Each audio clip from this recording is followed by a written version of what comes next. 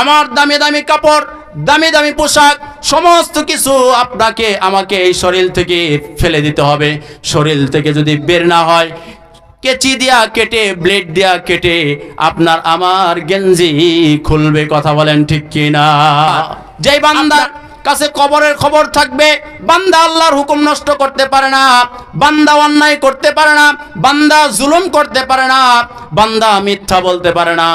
কেননা বান্দার তো চিন্তা আছে, বান্দার তো ফিকির আছে, বান্দার কবরে যাওয়া লাগবে। কবরের খবর যদি বান্দার কাছে থাকে, তাহলে বান্দার দ্বারা অন্যায় অবিচার হবে? জোরে বলেন, হবে? হবে না। এখন আমি মারা গেলে আমার দামি দামি কাপড়, দামি দামি পোশাক, সমস্ত কিছু আপনাকে আমাকে এই শরীর থেকে ফেলে দিতে হবে।